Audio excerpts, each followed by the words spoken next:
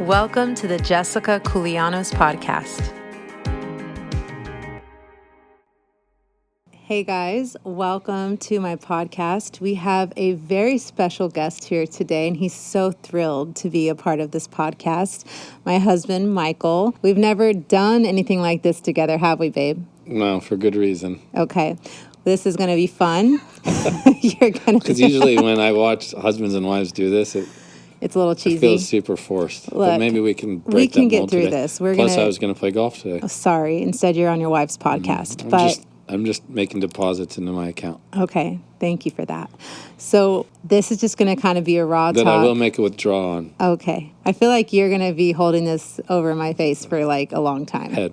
That's what I meant to say. Yeah. So I'm just going to ask you some questions. We get to teach the Word of God together a lot, lead together a lot. We've done e-series on marriage and all kinds of things together. I wanted to hit some things that I don't feel like we get to talk about too often that I think would really be a blessing to a lot of people and help a lot of people. One of the first things I wanted to talk about that has always really marked me is just what got you even into ministry. I'd love you to talk about your golf career, how dear golf was to you, why you laid it down to now be in full-time ministry, and just what that whole process was like for you, because it's something that I don't think you do talk about enough, and it's always really inspired me and really marked me to see how you gave up so many amazing things to follow Jesus, and the uncertainty of what that even would look like. Now, all these years later, we see what God has done. But at the time, you had no clue what your future was going to look like, and you had a very secure, successful future in golf. It was your life when I met you. That's what you did.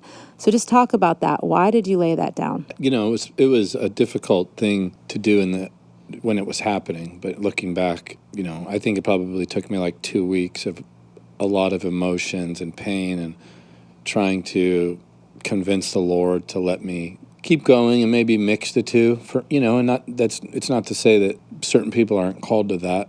I think my calling was just different, and golf was really all I knew. I think I started playing at 5. I think I got my first lesson at 5. My dad took me for that lesson, and then my full-time coach came into my life, I think, at 7 or 8, full-time.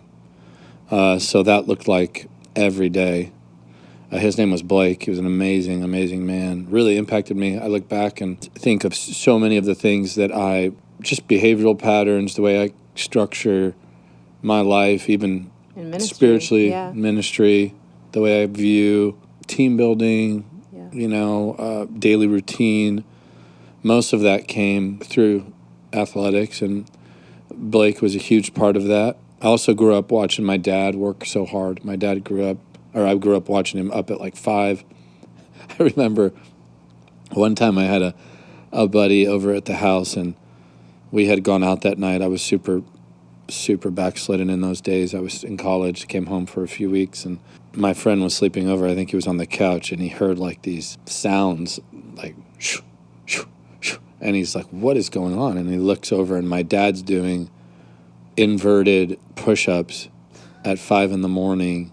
I can so using that. The dining room table to put his feet up and you know, like doing these like wild-looking push-ups. He goes, "Bro, your dad's intense." But I grew up with a really hardworking dad, a disciplined dad, and then you throw athletics into that, and it was really a blessing. You know, I have great memories with Blake. I think, you know, it wasn't a big deal at like 7 or 8 years old to get dropped off at the golf course at 9 and get back at 9 to the house. Yeah.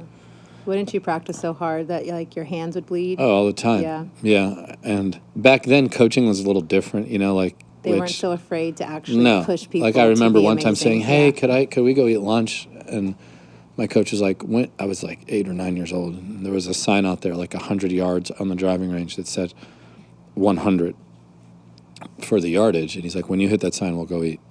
And it took hours, you know. But it was a beautiful way to grow up, kept me out of trouble, taught me so many different things. And so as that progressed, I had a really good junior career as a young junior, and then that opened the door to a lot of scholarship offers from the best schools in the country at the time. And I always grew up wanting to be a Gator, so that was Because your whole family was Gators. Yeah, like we always rooted for the Gators. My cousins all went to the Gators. My cousin Theo B was at Florida when I was there, which was fun. And our uncles, our aunts, they went to Florida. Well, when you're a Floridian, it's a big deal to be a Gator. Yeah, it's a big deal. And, and then there's that other school up the road in Tallahassee that some other people go to. But so, when they offered me that scholarship, that was a big deal. And at the same time, I had other offers. One was to ORU. Yep. And I knew the Lord had called me there, but really the pull of the world and just the pull of notoriety and growing up wanting to play at Florida was overpowering for me as a 17-year-old. So I remember signing the letter of intent, being excited in the natural, but knowing I was making a bad call. I think that's something that people often don't realize, which when I met you, golf was your world. Like I met you as a golfer. You were coaching at the time, the assistant coach for the University of Florida. Golf was what you did. I remember your golf clubs were everywhere you were, in the car. If we went in the living room, they were in the living room. You always had a golf club. They still are. Always had a golf club in your hand. I actually brought a training aid to this place. It does. It's kind of annoying, but yes, golf was such a big part of your life.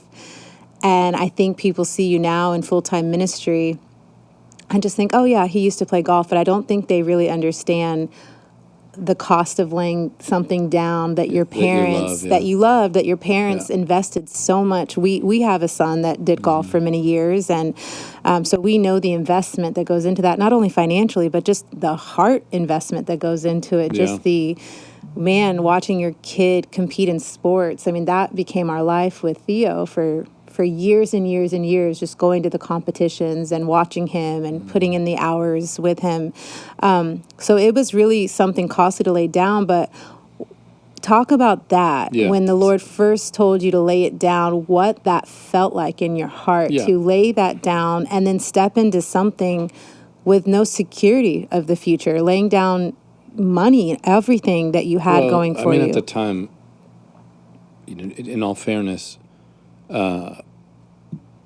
so the reason I was walking you through that process is just to kind of paint the picture. But so when I got to Florida, I knew I was out of the will of God. And prior to that, I was leading a massive Bible study in high school where kids were coming in like crazy, jamming this facility, this school my parents had started. And then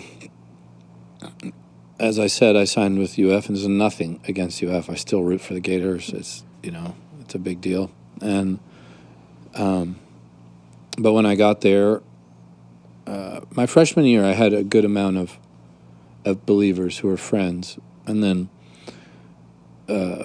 once they left, and to be honest, once I moved off campus, that changed my dynamic there, and then I hurt my shoulder, and when my shoulder went out, I had to have a surgery on the shoulder. They went in 3 spots, and then I tore a ligament or a tendon in my wrist.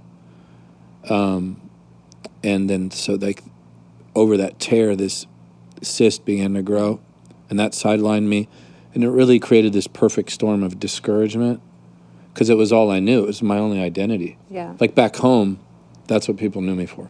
Other than that one day I'd marry a girl who'd be super honored to marry me. That was it. And so anyways, that was my identity. And now all of a sudden, I earned my way into the starting team as a freshman, which was a big deal for me. And then I didn't play as well that year, got injured, and then made some bad life decisions, throughout that summer between my freshman year and my sophomore year.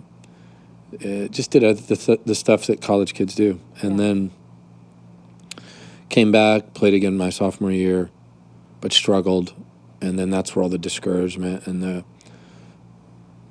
the issue with my identity in the Lord was being challenged.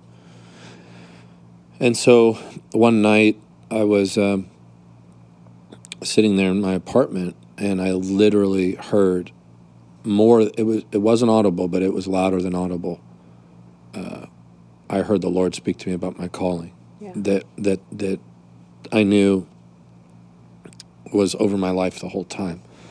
And I still didn't want to say yes to it because I watched my parents go into the ministry, and they had a very lucrative business at one time. Then they went into ministry, and I remember as a child we lost a lot of our money, lost our home, and that was very difficult. So I think that scarred me, and so I never wanted to be that all in the ministry because I knew the pain that we walked through as a family. I remember my junior and senior year in high school not being able to play in the tournaments that most of my friends did. You guys couldn't afford it at Thank the time. God, like I got recruited. Thank God they came to see me play down here. Yeah. In those days, you'd have to go to certain events where all the coaches would go. Yeah. But, I'd already gained a pretty decent reputation for golf at the time and around here, so they came. And so when I heard that in my heart, I was a real experience with the Lord in Gainesville.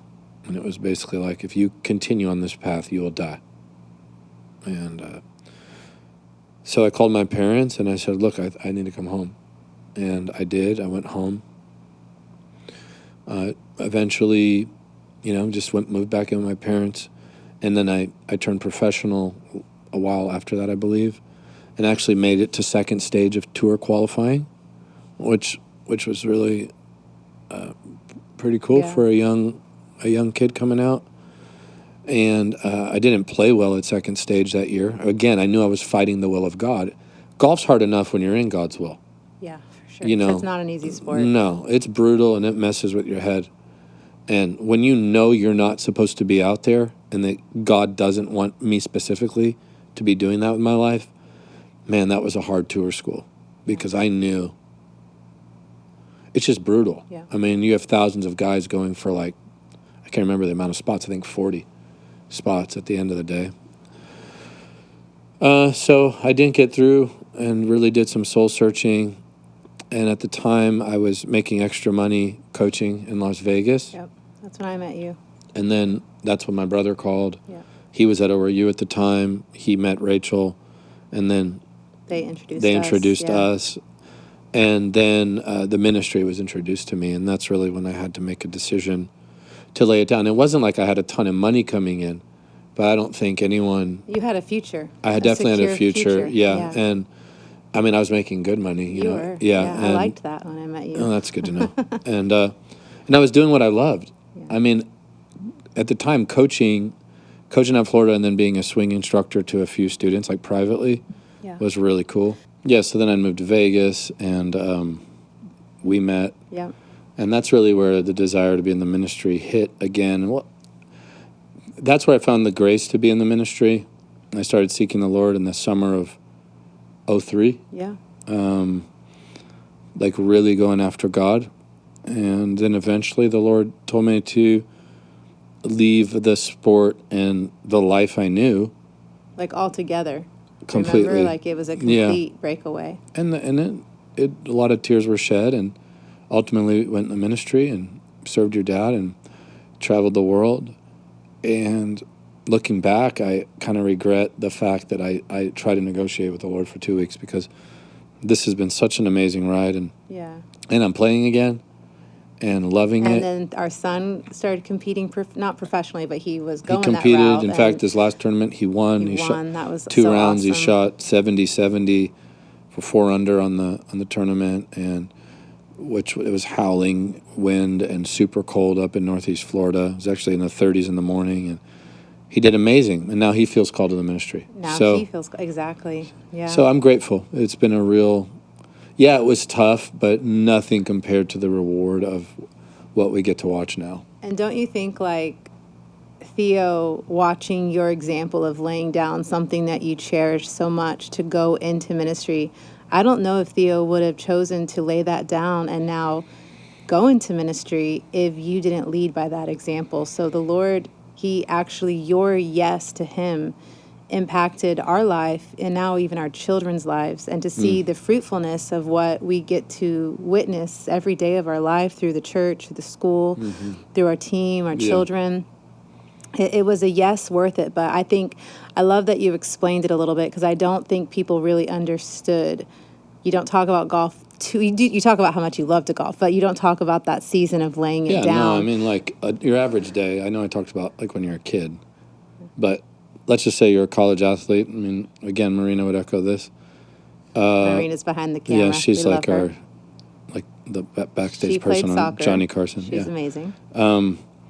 So you'd start at some morning 6, you know, for team workouts. You're running bleachers. At least our freshman year we did, if you misbehaved. Or you're in the gym. For me, I would get out of my workout and go straight to rehab, like therapy. For injuries and For stuff, injuries, yeah. cold tank stuff, stretches, ultrasound, icing. It's not so fun. Yeah. And then straight to class. And then you're done. You have your lunch break. So you're in class at like 8 maybe, around there. You go to lunch like at 12:30. You're done at 1:30. Get to your dorm, change, and go straight to practice. You do that till dark, and then you have a study hall requirement. Yeah. And so that's just the That's your level day. of work. Yeah. And then when you turn professional, you're working harder than that. Yeah. And so, yeah, it's literally... That's all you know. That's all I knew. But I had this call of God looming in a beautiful way over my spirit. I do remember getting a lesson as a young pro, getting ready for second stage of tour school. I was over at the David Ledbetter Golf Academy at the time here in Orlando, and I heard the Lord on the range go, this is before second stage. Why are you doing this? I've called you to preach the gospel. Wow. And which isn't what you really want to hear in a training session. Why are you doing this? But thank God by his mercy, the things I've witnessed for me, and I don't want to... Now you have no regret. No, but if somebody's called to do that, then they're in the will of God. Yeah. But for me, what I get to witness pales in comparison to what I grew up doing on the golf course. Yeah, and I remember when we first started dating, and you started laying it down in that season to come serve my dad, which I'm going to hit that here in a second. But I remember a lot of your teammates, people that knew you, thought you were nuts. Well, I probably to lay gave them that good down. reason. I mean, the Michael they knew is really away from God. It wasn't the real Michael. Yeah. It was a bad representation of Jesus. You know, I initially heard the gospel at 12 years old and really lived a dark life in college. So after my freshman year. So to be honest, I understand. Yeah. You know, but just to even lay it down to go into ministry. Like I remember we were at that restaurant and some of your former teammates were there. I don't know if you remember that. And they came and sat with me while you were using the restroom. And they were like, what is Cooley doing now? And I go, well, he's... Where was that? In Tampa. We were at a restaurant. Okay. And you went to the restroom and some of your former teammates came and sat with me to say hello and, meet me. And they're like, he's going into ministry. They're like, do you realize how good he was at golf? And because I met you when you were kind of in that transition. You were still doing it, but then you shortly transitioned after we met. And they were like, he's nuts. Like, they just did not understand I get it. that. Like, because why would you leave? And I think one of them even said to me, why would he ever leave an amazing golf career ahead of him to go into to be a minister? Yeah, I mean, there were certain guys on my team who, if you would have said they're going to ministry, like, you'd believe it. You'd be like, oh, yeah, that makes perfect sense. Because there were genuine, Jesus-loving followers of the Lord on our team when I was coaching, more so. Maybe one when I was playing. But you just didn't fit that part. Well, no, because I was really lost. Yeah. And the minute I started playing poorly, everything crumbled. Yeah. And the Lord was very merciful to me. I mean, gosh, it's all mercy. It's certainly not because of some yes. But but I had to give a yes. Yeah, you had to give that. But it's certainly the mercy of God. That's beautiful. We've got maybe 10 more minutes.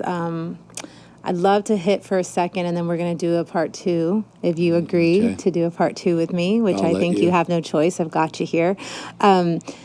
Talk about that piece of serving, because I feel like that's something that gets really mocked in this generation. Nobody wants to serve. Nobody wants to take a risk and try something new. And I remember when we were, started to date, you sat down with my dad, and I remember he said, "What do you want to do with your life?" Because here we were kind of in that courting process, which I know is such a cheesy word, What but a that's Pentecostal what term. it's called.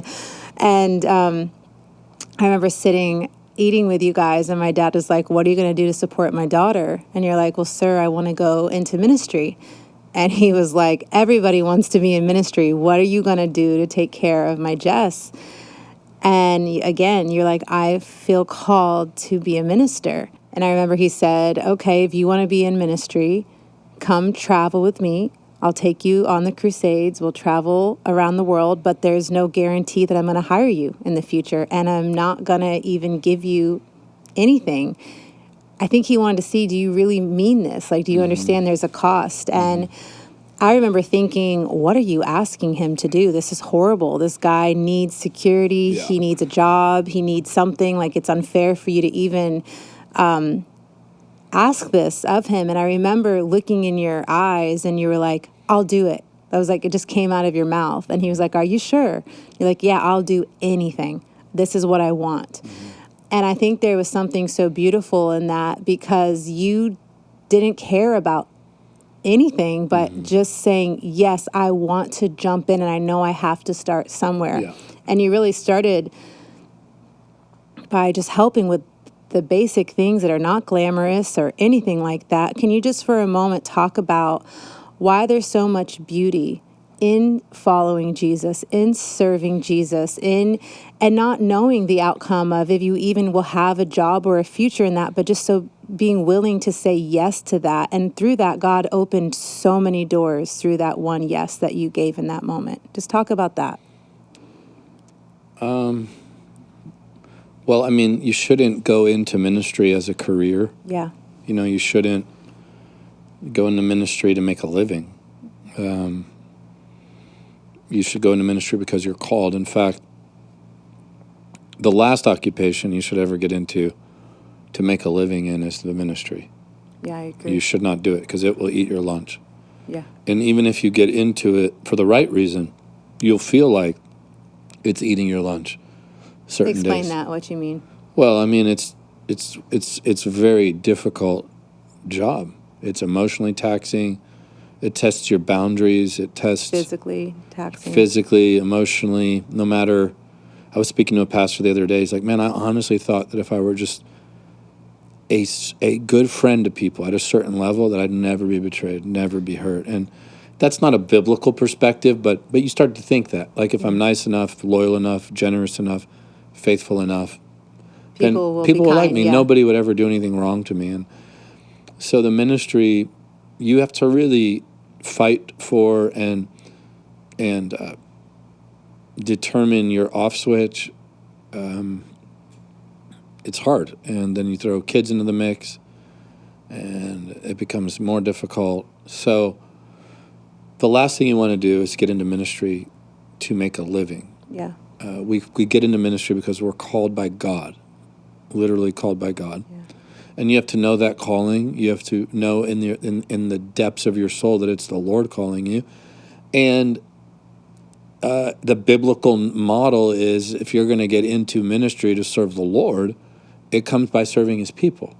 Yes. And that's something that this generation is Pushing back against. Yeah. on. It's unfortunate because it's the biblical narrative, and it's not just the New Testament biblical narrative. I'll get to that in a moment, but it's the Old Covenant biblical narrative. It's you see this with the lives of the prophets. You see it in the life of King David, Yep. who's serving Saul.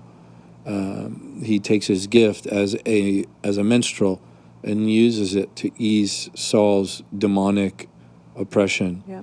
And Saul doesn't necessarily get better. He that demonic oppression, that harassing spirit, eventually leads him to consult the witch at Endor.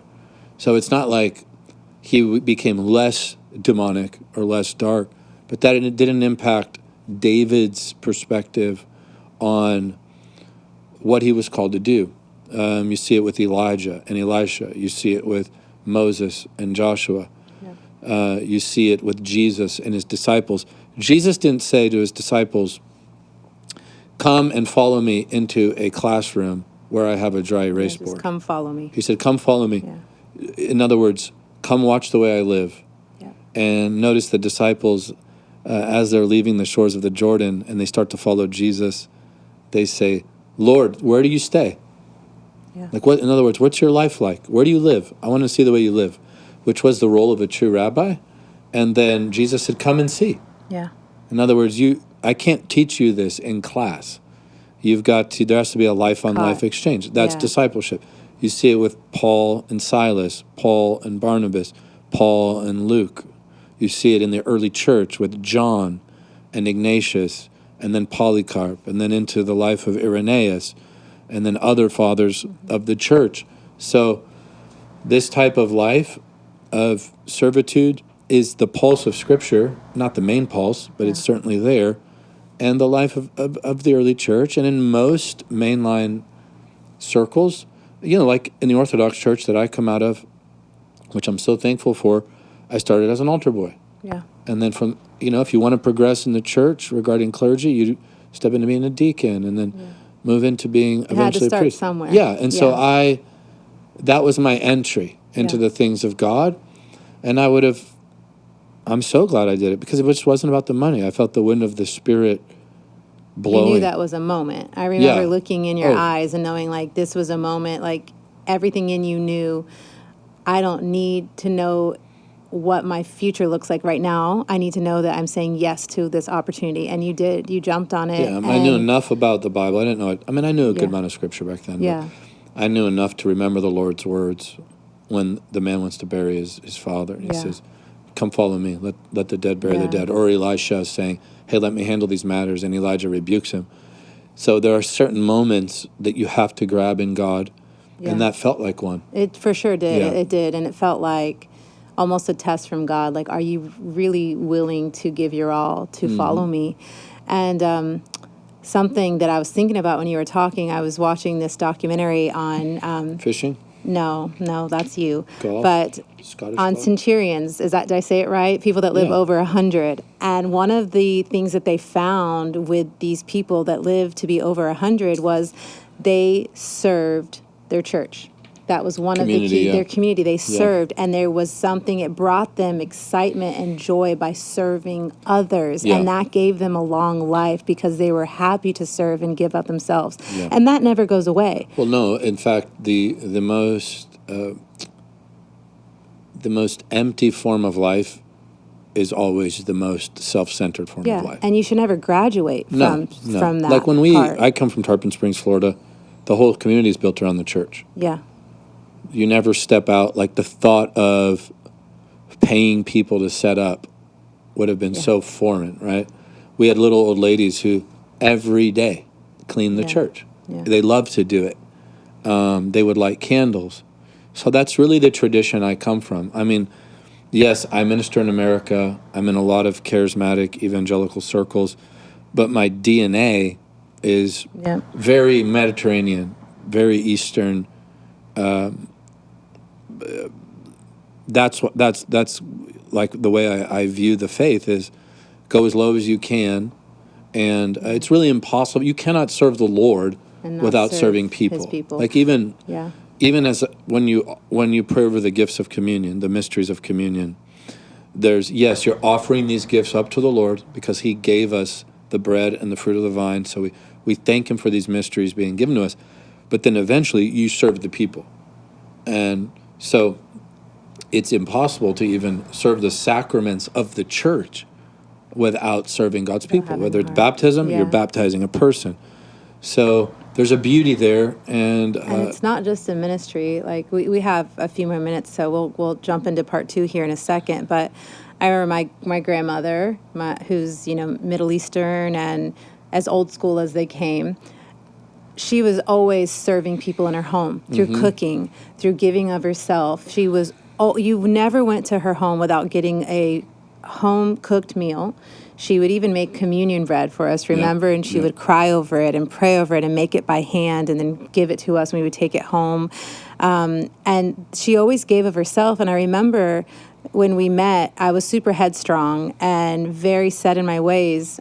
And I remember you said something to me, because I really felt like I didn't feel the need to be the kind of wife that took care of my husband, took care of my kids. Of course, I wanted to be a good mom and wife. I'm getting better. Hey, 20 years later. 20 years later. But I was so headstrong that I really didn't. I wanted to live for myself. Remember? And we talked about that. And you said something so simple, Tata. That's how you say grandmother in Arabic. You said, "How do you know Tata loves you?" I was like, just because. And you're like, no, talk about it. Like, how do you know Tata loves you? Do you speak the same language? She spoke Arabic. I did not speak fluent. I wasn't fluent in Arabic. I said, no, we don't really speak the same language. We have to talk in broken English to one another. And you're like, has she ever told you through her words how much she loves you? And I said, well, no. You're like, well, then how do you know she loves you so much? I said, because she's always giving of herself. Every time I come to see her, I want to keep going to her house. And I went all the time. I said, but she's always giving to me. She's always doing for me. And you said, exactly. Yeah. That's the kind of people we want to be, that we always give of ourselves for others. And that really is a beautiful side of serving each other. And it's a holy thing and beautiful. And I hope our generation doesn't look down on that as less than. It really is the most beautiful thing to give of yourself to Jesus and to each other. And we don't ever set terms with God. Yeah. You know, I didn't say to the Lord when I went in the ministry, I will serve this way for the next 2 years. And then my will kick in. It's not the way it works. No. It's, you come in willing to die. You come in with an empty slate. You come in surrendered. You let go of your life, like Jesus said, which is the only way to gain true life. Yes. Which is the life of the Holy Spirit. And as long as you hold on to your life, which means your will and your desire, then you lose divine life. You lose the experience of His presence. So yeah, that's the way I came in. And I didn't come in to try to prove a point. It was just the only lens I had of the faith. Yeah. Can I add something? Yeah. You didn't come in with your own agenda. You didn't come in saying, I will serve somebody else in ministry, so now one day I can have my own ministry. You didn't come in as a networker. I knew I'd minister one day. Yeah. But I didn't have a time crunch. I didn't feel pressure. I didn't know what that would look like. I didn't care, and I still don't. And one thing I don't want to even now do is become so busy here that I don't have the time to do those little things, like give to people, like feed the poor, like Which is not a little thing. No. It's such a great Well, thing. I mean, what I mean by little things are like things that aren't public. Yeah. Things that are truly holy. That's what I really want to do, and I want to be more present. So as I get older, as we get older, I don't want to run a corporation. Yeah. You know, I want to broker the presence of God and be a servant of the Lord and His people. And Amen. Let it be so. Yeah. Well, that's going to do it for today. We will come back on a part 2. We're going to talk more marriage stuff, how you fell in love with me and couldn't live without me. We'll see you next time. Thank you so much for listening to the Jessica Koulianos Podcast. If you enjoyed this episode, you can find more resources at jessicakoulianos.com. You can also join us in person or online every Sunday at Jesus Image Church. For more information on Jesus School, local and nationwide events hosted by Jesus Image, and resources, visit us at jesusimage.tv.